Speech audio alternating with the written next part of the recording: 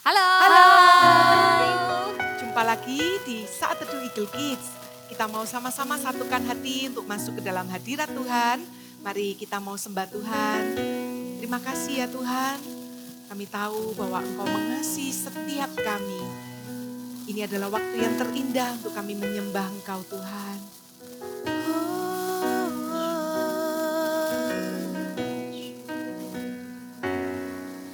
Saat indah ku berhadapan denganmu, memandang wajahmu, Yesus kekasih jiwaku.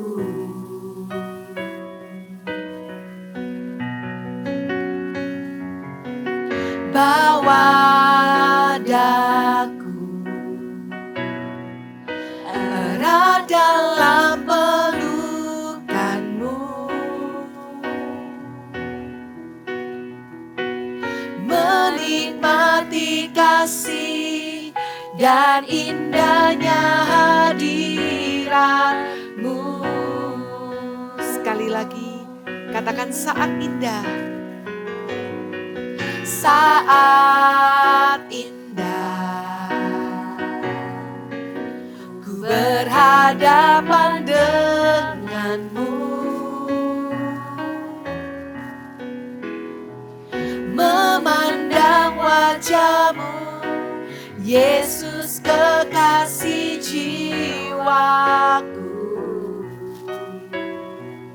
Bawa daku Tuhan, bawa daku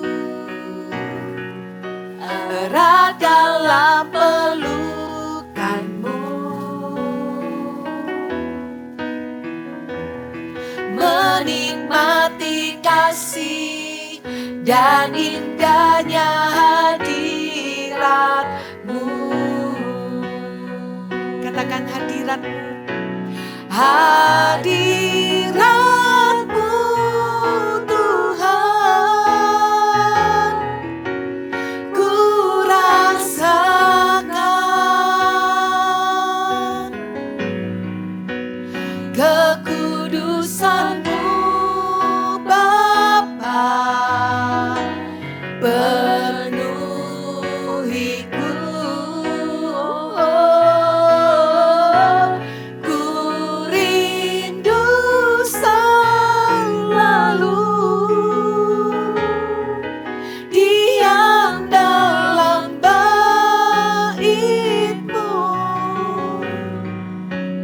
Menikmati kasih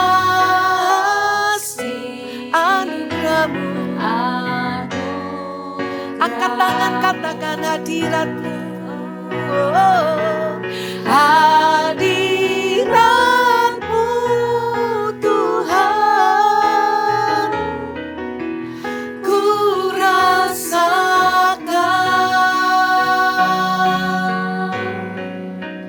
kekudusan-Mu Bapa, penuhiku.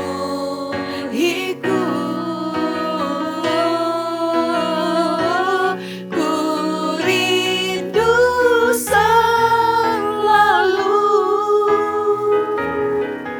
diam dalam bait-Mu, menikmati kasih anugerah-Mu. Mari kita naikkan pujian penyembahan kita. Kuranamaya sandaranamu, kinaranamaya syanaranamu. Hadirat-Mu segalanya Tuhan bagi hidup kami.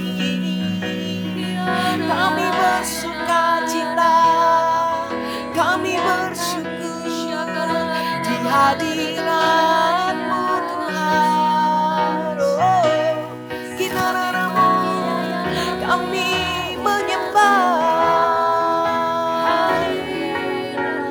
kami meninggikan nama-Mu.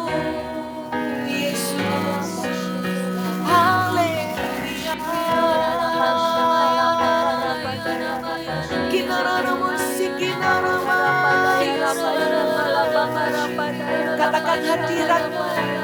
Hadirat-Mu Tuhan, ku rasakan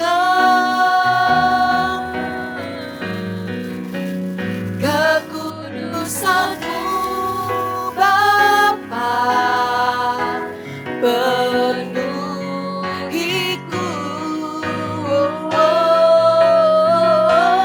Ku rindu selalu diam dalam bait-Mu, menikmati kasih anugerah-Mu, menikmati kasih anugerah-Mu Tuhan, menikmati kasih. Terima kasih Tuhan, terima kasih, oh, menikmati kasih anugerah-Mu.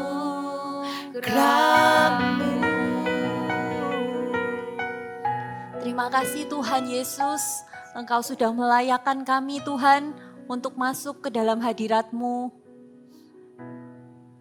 Terima kasih ya Bapa, jadikan kami seperti Maria yang duduk diam di bawah kaki-Mu Tuhan. Kami mau sama-sama baca firman-Mu, kami mau dengarkan apa yang jadi isi hati-Mu Tuhan. Biarkan Engkau sendiri Tuhan yang berbicara pribadi demi pribadi ya Bapa. Setiap kali kami masuk ke dalam hadirat-Mu, itu yang jadi kesukaan kami. Karena hanya hadirat-Mu Tuhan yang dapat memuaskan setiap hati kami ya Tuhan Yesus. Terima kasih Tuhan Yesus, di dalam nama Tuhan Yesus Kristus sama-sama katakan amin. Yuk kita kembali baca Alkitab kita di kali ini di 1 Tawarik 29 ayat 20 sampai 25. Kita baca bergantian ya. Kak Melisa, lalu Kak Vina, lalu Kak Huijen. Sama-sama kita baca ya di ayat yang ke-20. Salomo menjadi raja, Daud meninggal. Kemudian berkatalah Daud kepada segenap jemaah itu, pujilah kiranya Tuhan Allahmu. Maka segenap jemaah itu memuji Tuhan Allah nenek moyang mereka. Kemudian mereka berlutut dan sujud kepada Tuhan dan kepada raja. Keesokan harinya mereka mempersembahkan korban sembelihan dan korban bakaran kepada Tuhan, yakni 1.000 ekor lembu, 1.000 ekor domba jantan, dan 1.000 ekor domba muda. Dengan korban-korban curahannya dan sangat banyak korban sembelihan demi seluruh Israel. Lalu mereka makan dan minum pada hari itu di hadapan Tuhan dengan sukacita yang besar. Kemudian menyatakan untuk kedua kalinya Salomo anak Daud sebagai raja dan mengurapi dia bagi Tuhan sebagai raja dan Sadok sebagai imam. Ayat 23, kemudian duduklah Salomo sebagai raja menggantikan Daud ayahnya di atas tahta yang ditetapkan Tuhan. Ia mendapat kemujuran sehingga setiap orang Israel mendengarkan perkataannya. Lalu semua pemimpin dan pahlawan juga semua anak Raja Daud mengakui kekuasaan Raja Salomo. Tuhan membuat Salomo luar biasa besar di mata seluruh orang Israel dan mengaruniakan kepadanya keagungan kerajaan seperti tidak pernah ada pada semua raja sebelum dia yang memerintah atas Israel. Amin. Waktu kita dengar Raja Salomo, apa yang kita ingat? Raja yang paling kaya, raja yang paling berhikmat, raja yang luar biasa, bahkan sampai dikatakan di dalam Alkitab itu tidak ada raja sebelum dan sesudahnya yang lebih kaya daripada Raja Salomo. Tuhan menyertai Salomo sampai menjadikan dia itu begitu besar. Tapi yang menarik di ayat yang tadi kita baca, ternyata kita bisa menemukan kunci kebesarannya Salomo, yaitu di ayat yang 25. Tuhan membuat Salomo luar biasa besar di mata seluruh orang Israel dan mengaruniakan kepadanya keagungan kerajaan.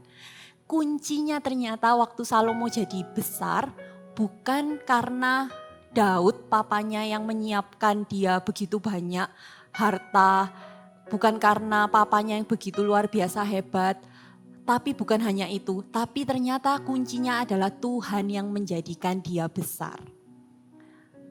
Tahukah bahwa setiap keberhasilan yang kita capai ataupun setiap talenta yang kita miliki, mungkin kita ini hebat di dalam pelajaran atau kita hebat dalam area seni, musik atau apapun talenta apapun yang kita miliki, selalu ingat bahwa Tuhanlah yang memberikan semuanya itu kepada kita.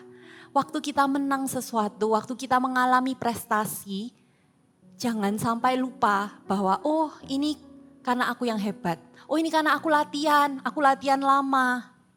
Tapi di baliknya Tuhanlah yang membuat kita berhasil. Tuhanlah yang membuat kita jadi besar. Yang hebat lagi itu Salomo itu begitu disertai Tuhan sampai tetua-tetua pemimpin, pahlawan-pahlawan itu semuanya dikatakan mengakui kekuasaannya Raja Salomo. Waktu Tuhan itu memberkati kita, menjadikan kita orang yang besar, Tuhan itu membuat kita itu diakui oleh semua orang. Tapi ingat ya, jangan kita sampai lupa diri. Ingat selalu bahwa setiap hal-hal yang kita capai di baliknya itu ada tangan Tuhan yang tidak kelihatan. Makanya ada ayatnya, ingat gak? Carilah dahulu kerajaan Allah dan kebenarannya, maka semuanya akan ditambahkan kepada kita. Kenapa sih Salomo bisa begitu diberkati Tuhan? Karena Salomo yang pertama mencari wajah Tuhan, mencari Tuhan Allahnya dengan segenap hatinya. Ingat gak waktu pertama kali Raja Salomo ditanya sama Tuhan, ada ceritanya ya, ditanya sama Tuhan ingin apa? Raja Salomo itu jawab, aku ingin hikmat Tuhan supaya aku bisa memerintah rakyat yang begitu banyaknya. Bagaimana aku yang muda bisa memerintah rakyat yang begitu banyaknya. Fokusnya Salomo itu selain mencari Tuhan, dia itu fokusnya bukan dengan kebesarannya dia sendiri, bukan pengen dia sukses, tapi dia ingin jadi berkat untuk rakyatnya. Dia ingin ketika dia jadi raja, dia bukan cuma jadi raja sebagai posisi, tapi dia itu benar-benar bisa jadi berkat, bisa mengatur rakyatnya dengan baik, dengan kehendak Tuhan. Makanya dia minta hikmat Tuhan. Kalau kita dengar firman ini hari ini, Tuhan menjadikan kita besar, bukan berarti oke, aku cari Tuhan supaya aku jadi besar, supaya aku berhasil, supaya aku dikenal banyak orang. No, bukan dengan motivasi itu, bukan karena itu. Tapi carilah Tuhan dengan segenap hatimu, carilah pribadi Tuhan. Dan carilah dirimu dimanapun engkau ditempatkan, dimanapun kita ditempatkan, apa yang bisa aku bantu, apa yang bisa aku lakukan untuk jadi berkat di tempat itu. Kalau hari-hari ini kita ada di sekolah, fokusnya kita bukan bagaimana kita dapat nilai bagus, bagaimana kita punya banyak teman, tapi fokuslah untuk bagaimana aku bisa memberkati temanku ya, aku bisa memberkati guruku ya. Kalau kita ada di rumah, gimana ya caranya aku bisa jadi berkat buat saudaraku, bagaimana aku yang masih kecil ini bisa jadi berkat buat papa mama. Ketika kita itu fokusnya benar, cari Tuhan, dan juga kita fokus untuk mau jadi berkat, jadi kepanjangan tangannya Tuhan. Di sanalah Tuhan akan membuat kita besar. Cari Tuhan dengan segenap hati kita. Mari sama-sama kita nyanyikan lagunya. Hanya kau, hanya kau, hanya kau yang cinta, hanya kau, Tuhan Raja, ku ingin mengenalmu selalu. Kau, hanya kau yang sembah, suci,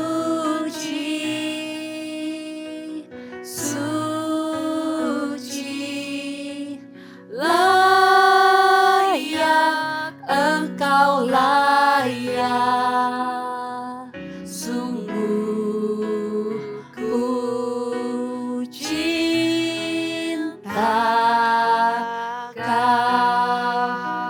Hanya Kau Tuhan, hanya Kau Tuhan yang kami sembah, hanya pribadi-Mu Tuhan yang kami cari. Maafkan kami Tuhan kalau seringkali kami lupa Tuhan. Kalau seringkali dalam hidup kami GR dengan diri kami sendiri. Kami merasa diri kami hebat Tuhan. Kami lupa bahwa setiap hal yang kami miliki Tuhan itu dari Engkau. Tuhan, hari ini kami mau komitmen untuk mencari wajah-Mu, untuk mencari kehendak-Mu, untuk selalu hidup menyenangkan hati-Mu. Dimanapun kami berada Tuhan, dimanapun kami ditempatkan, apapun kondisi kami saat ini, mungkin beberapa dari kami juga mengalami masalah ataupun gak baik-baik saja. Tapi satu hal yang kami inginkan, kami ingin Tuhan menyenangkan hati-Mu, kami ingin Tuhan jadi berkat Tuhan dimanapun Tuhan kami ditempatkan. Apapun kondisi kami mau Tuhan bisa jadi kepanjangan tangan-Mu. Tuhan, berkati setiap dari kami, supaya kami juga bisa jadi berkat untuk orang-orang di sekitar kami. Materaikan firman hari ini ya Tuhan Yesus. Sungguh kami mengucap syukur di dalam nama Tuhan Yesus. Amin. Teman-teman, senang banget ya setiap firman itu memberkati dan menguatkan, mendidik kita juga. Dan hari ini kalau teman-teman punya pergumulan doa, teman-teman gak sendiri, punya keluarga rohani di sini. Sekalipun mungkin kita gak saling kenal, tapi kita mau support juga di dalam doa. Jadi boleh masukkan aja permohonan doa. Kalau teman-teman lagi punya struggle di area tertentu, boleh klik link yang ada di deskripsi. Masukkan permohonan doa, nanti ada teman-teman yang juga akan mendoakan kalian semua. Kita ketemu lagi ya di Saat Teduh hari Jumat depan. Kalau gitu bye-bye. God bless you. God bless you. Berikut adalah cara penggunaan aplikasi I Love My Bible. Masuk ke aplikasi GMS Church, di bagian home akan muncul tampilan untuk aplikasi I Love My Bible. Klik pilihan bahasa jika Anda memiliki preferensi bahasa tertentu. Ada 2 pilihan bahasa yang disediakan, yaitu bahasa Indonesia atau bahasa Inggris. Pilih versi yang akan digunakan umum atau anak-anak. Untuk anak-anak ada 2 versi, yaitu Super Trooper untuk usia 3-9 tahun dan Voltage untuk usia 9-13 tahun. Klik pembacaan kitab mulai dari urutan kitab yang paling awal, yaitu kitab Kejadian. Pilih minggu pertama dan Anda dapat membaca sesuai urutan mulai dari pengetahuan tentang kitab, intro sebagai tema pengantar dalam 1 minggu, dan hari ke-1 sebagai menu pembacaan hari tersebut. Download template arah untuk Anda dapat membagikan ayat, rema, aplikasi, dan harapan yang Anda dapatkan dari pembacaan hari itu di media sosial. Jangan lupa centang checklist sebagai penanda bahwa Anda sudah menyelesaikan pembacaan kitab hari itu dan lanjutkan checklist sampai pembacaan selesai. I Love My Bible, baca Alkitab setiap hari.